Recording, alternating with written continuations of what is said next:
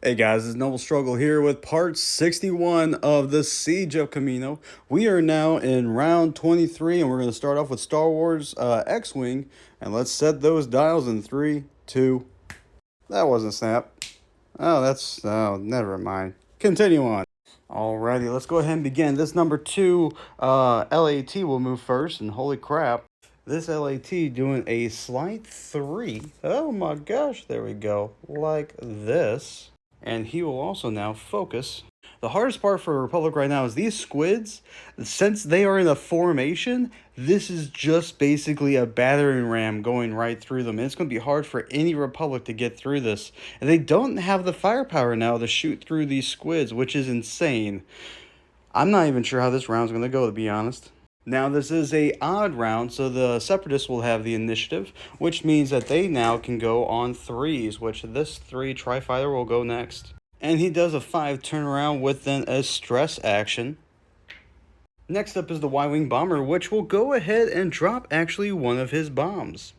Like such. Ooh, wait, does he want to do that? Because if he does that, that then might also hit his friend. Crap, he won't. Dang it. And this Y-Wing Bomber is going to go ahead and do a slight 3 going over this way. And he will go ahead and focus as well. Next up is the Hyena Bomber. That's going to go ahead and do a slight 2 action going this way. And he will go ahead and calculate. One thing now, with the Separatists doing a lot of killing, now there's a potential. Now the Separatists want to keep the Hyena Bomber alive and this Tri-Droid alive. Not to take out these guys, but to do their own strafing runs against the ground. If they can get these guys back into this fight here, they can help seal the deal. Now that these squids are obviously going to be able to take care of the Republic. We'll see how that goes. Now all the Separatists have moved for what they can, so now it'll be the Republic.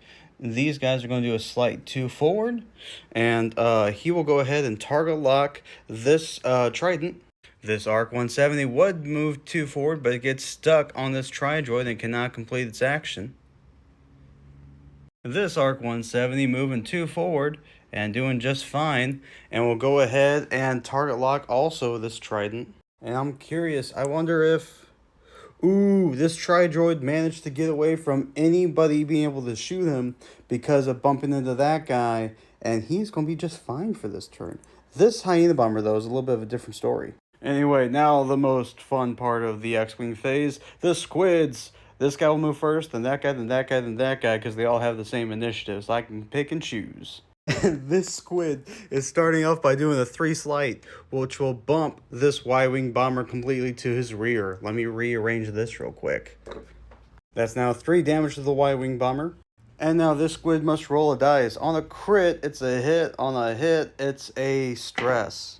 Nothing. The squid is just fine. He may perform his actions. He will go ahead and target lock the Y-Wing Bomber from the rear, and he will focus. Taken from the other squid's playbook, this guy's doing the slight 2. It looks like they're about to do a pincer maneuver on the Republic, so this guy will be turning into this little divot right here, taking out, well, doing 2 more damage to the LAT, pushing it to the rear. I'll do 2 damage to this LAT, though. And he is at only 3 life remaining. Oh, no. This squid now pushing up 2 right there. And he will target lock and focus onto that Y-Wing Bomber. Last but not least, this Trident moving 5 forward. Oh my gosh. This poor LAT is in the thick of all these squids. It's like the Finding Nemo episode with the jellyfish. And he will target lock and focus onto the LAT as well. And now we move into shooting. First up, Arc 170s into the Trident. 3 dice. Not bad. He does have 1 reroll, which that's 3 hits to this Trident.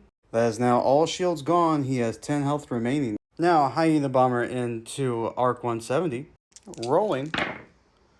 That is a hit and crit. That's 2 shields down on awesome dice. And the Arc 170 into the Trident. That's not bad. So that's 1 hit and crit to the Trident. And the crit is choose one of your actions and turn them offline. After you suffer a hit or crit damage, suffer 1 damage for each face-up damage cards, then repair this card. Interesting. So they'll turn this guy offline.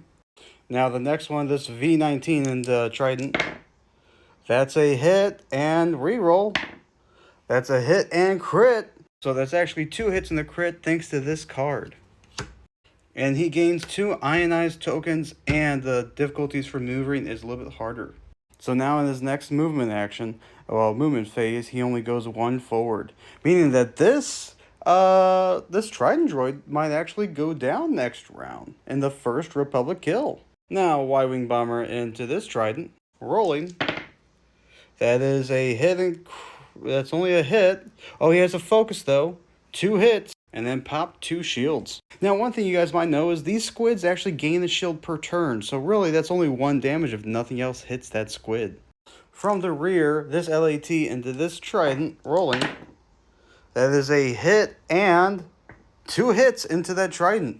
He is now only at 4 life remaining. But now it's the Trident's turn to attack. Rolling 3 into V19. That is that. He has focus. He'll turn both of those to that. Lose this. And that's 3 hits coming into the V19. Rolling to the fence. That's that. No thing there. So that's just 3 hits.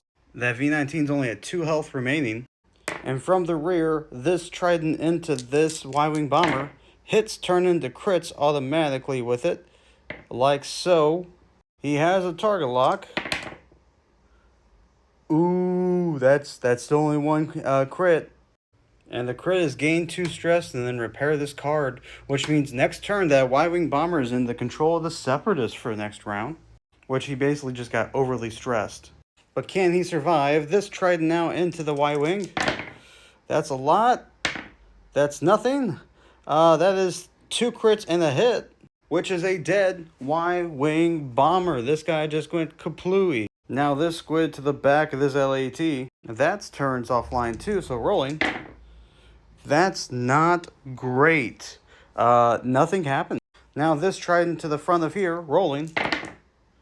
That's a lot. 1 evade, that's a hit and crit. And basically he's now blinded. He has to repair that action before he can modify his attack dice. Now, any squids may perform an additional boost action besides that guy because he's ionized.